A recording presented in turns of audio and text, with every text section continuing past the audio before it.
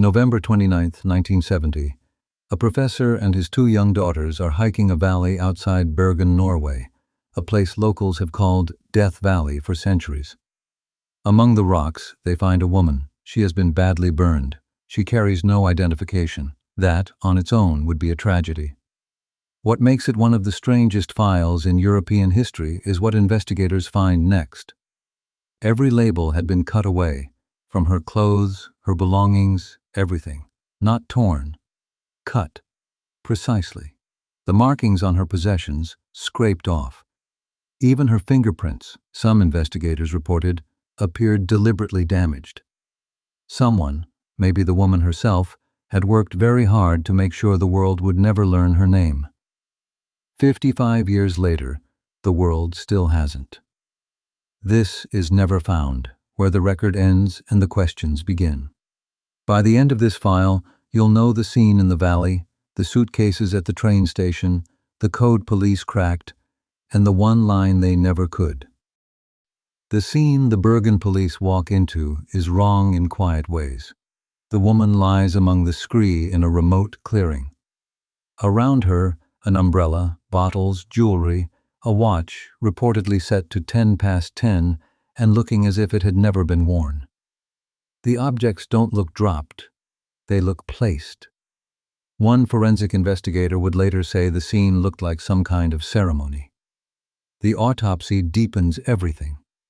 She died from a combination of carbon monoxide and burns, and in her stomach, dozens of sleeping pills, 50 or more by some counts. There is bruising on her neck. The examiners cannot determine what caused it, and it is never resolved. She is somewhere between her mid-20s and 40.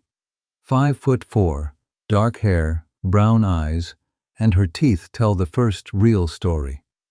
14 fillings, gold crowns, extensive, expensive dental work of a kind not done in Norway.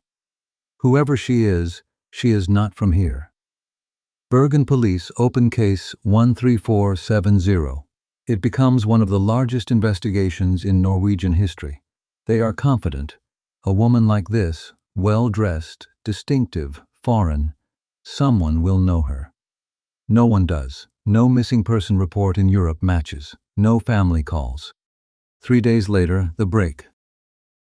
In the left luggage room of Bergen railway station, 2 suitcases, unclaimed. A partial fingerprint on a pair of sunglasses inside ties them to the dead woman. Police open them expecting an identity. They find the opposite. Wigs, glasses with non-prescription lenses, lenses with no purpose except to change a face. Cosmetics, clothing, every label removed. Currency from Norway, Germany, Britain, Belgium, Switzerland. A tube of eczema cream with the prescription label scraped away. A doctor's name, a pharmacy, a country, deliberately removed. Even monogrammed spoons, filed blank. It is, detectives realize, the luggage of a person who expected to be searched. And then, at the bottom, a notepad. Pages of handwritten letters and numbers in blue pen. A code. It's a code, and police crack it. The letters and numbers are a travelogue, dates and places compressed into shorthand. And when they lay the decoded log against hotel registries, a ghost takes shape. For most of 1970, this woman moved through Norway and Europe under at least 8 identities. Genevieve Landseer, Claudia Thielt, Fenella Lorch, Vera Jarl, different names, different nationalities, different passports, Belgian, French, German. She stayed in hotels in Bergen, Trondheim, Stavanger. Witnesses remember her speaking French, German, English, poor English, one shopkeeper said. She reportedly changed rooms after check-in, asked for rooms with particular views, and one account claims she wiped down glasses and surfaces after eating. In 1970, police had a word for this pattern. They called it conspiratorial behavior. Today, we'd call it tradecraft. The log's last decoded entry places her checking out of a Bergen hotel on November 23rd. She orders a taxi to the railway station and deposits the suitcases. The taxi driver is never found. 6 days later, the hikers find her in the valley, and the final line of her code has never been deciphered. It reads 23NMM. 23N is likely November 23rd, her last day seen alive. And ML and MM? Initials. A meeting. 2 people. 55 years of codebreakers, journalists, and detectives have stared at that line. It has never given anything back. Now, a woman with 8 names dies unexplained in a NATO country at the height of the Cold War. You can guess where this is going. But the strangest part isn't the speculation. It's what was declassified decades later about what Norway was testing on its coastline that year, and where she'd been standing. Bergen in 1970 is not just a pretty harbor town, it is strategically vital NATO territory. And that autumn, Norway is conducting secret trials of a new weapon, the Penguin anti-ship missile, along its coast. Years later, declassified records of the Norwegian armed forces revealed something uncomfortable. Many of the Isdal Woman's documented movements correspond to the locations and timing of those top-secret missile tests. A fisherman reported seeing her in the Stavanger area near the testing grounds. And her presence in Stavanger is independently corroborated by a shoe shop owner who remembered selling her the rubber boots, later found near her body. There's more, reported years afterward and never confirmed by police. A local man claimed that days before her death, he'd passed her on a hillside trail outside Bergen, dressed for the city, not the mountain, seemingly about to speak to him, with 2 men in dark coats walking behind her. When he reported it, he says, he was told to forget what he'd seen. Treat that account with care. It surfaced late, and it stands alone. But it has haunted this case ever since.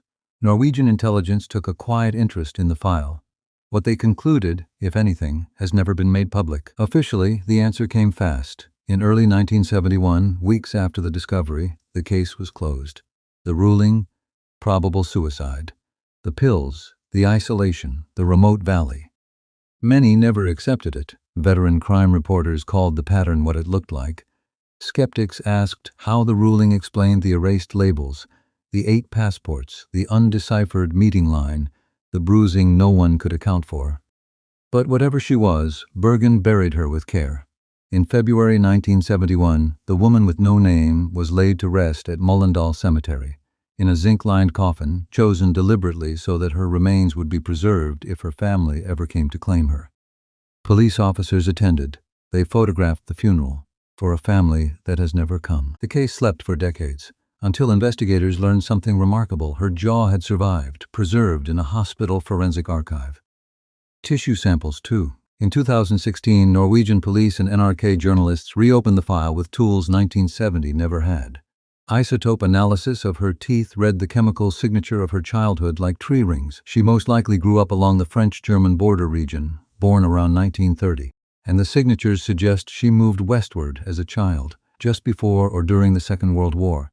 Handwriting and language pointed toward a French or Belgian schooling. A full DNA profile was finally built. Interpol issued a new international notice in 2017. A BBC and NRK podcast carried the case to millions and brought in hundreds of tips.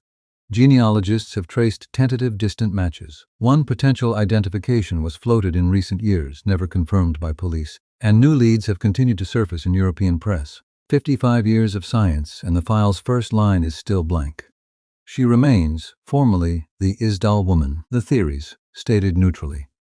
1. She was an intelligence operative. The tradecraft, the aliases, the coded travel log, the correlation with secret missile tests. It explains almost everything about how she lived. It explains nothing about how she died. And no agency, east or west, has ever claimed her. 2. She was a woman in hiding. Not from a government, but from a life. The isotope story fits a child of the war, displaced young, raised across borders, fluent in many languages and trusting of none, living under names that weren't hers because the real one was dangerous, or simply gone. It explains the erasure. It struggles with the missile coincidence. 3. The official answer. A troubled woman who chose that valley, and the pills, herself. It fits the autopsy's chemistry. It has never comfortably fit the cut labels, the final code line, or the scene that looked, to the men who stood in it, like a ceremony. Every theory explains half of her. No theory has ever explained all of her. So here is the file, as it exists. Known, how she died, where she traveled, what she carried, and, thanks to her own teeth, roughly where her story began. Unknown, her name, her nationality, what ML and MM meant, who, if anyone, walked behind her on that trail, and why a woman would spend a year erasing herself, only to end in a valley called death. So I'll leave it with you. Spy, fugitive, or someone the world simply lost track of. tell me below. And if you grew up near the French-German border, know that investigators still believe someone's grandmother remembers a girl who vanished from the neighborhood. The searches ended. The questions didn't. She is buried under a stone with no name, in a coffin built to wait. The Isdal woman remains what she made herself, never found. Last week's file also began with a phone that couldn't stop calling. If you haven't seen it, it's on screen now. Until then, stay curious and stay safe.